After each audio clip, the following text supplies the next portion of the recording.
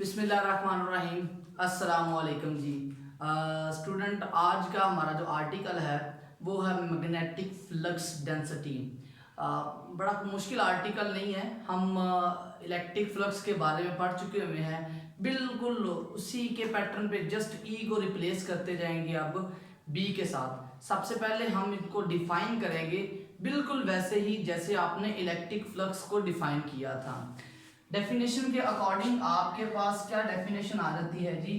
Number of magnetic field lines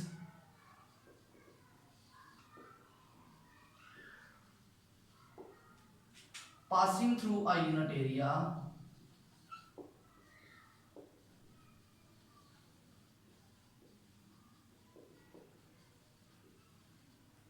held perpendicular to the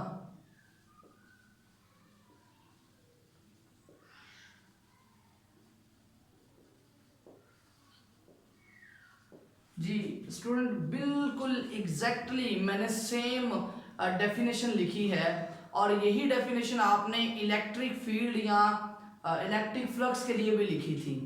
अगर आप यहाँ पर फ्लक्स डोनेट करना चाहें you can write it as phi, लेकिन फाई आपने इलेक्ट्रिक फ्लक्स के लिए भी लिखा था तो हम यहाँ पर बी लिखेंगे। Phi B is equal to the B dot ए।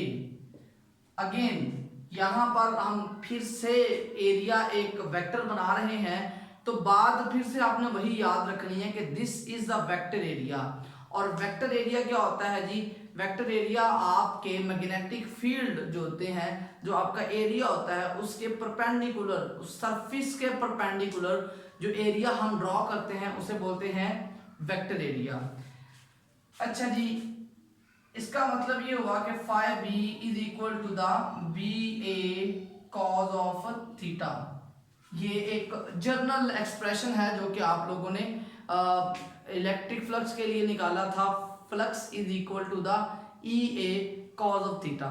इसके भी हम 3 केसेस स्टडी करेंगे।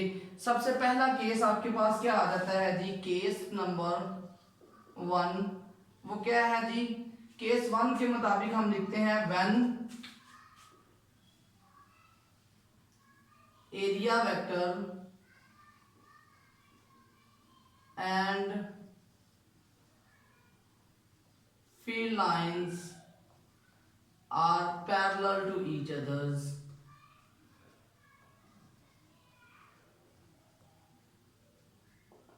अच्छा जी, पहला केस ये है कि आपके पास फील्ड लाइंस और एरिया वेक्टर दोनों एक दूसरे के पैरेलल हैं।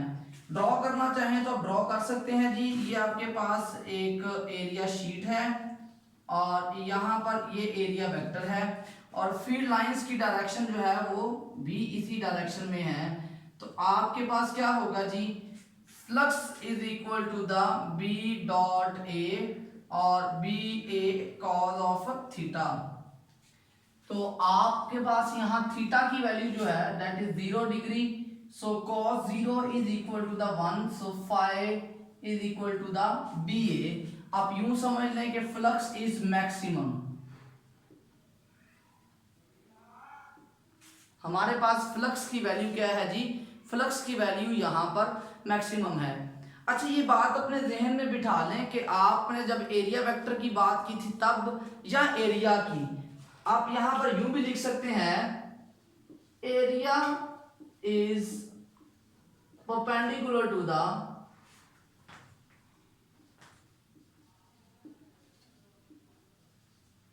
Area is perpendicular to the field.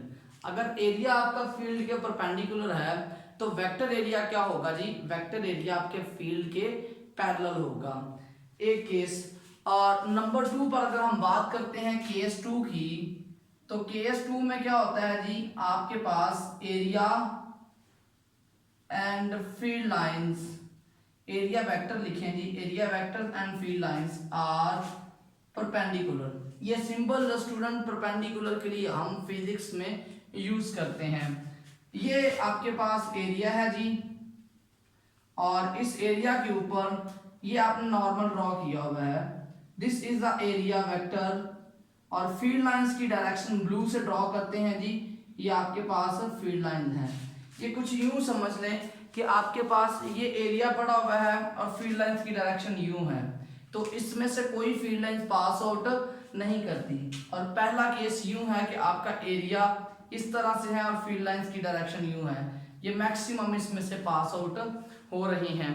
तो जब दोनों area vector and field are perpendicular to each other, so flux will be equal to the BA cos of 90 degree, so you will yield zero flux।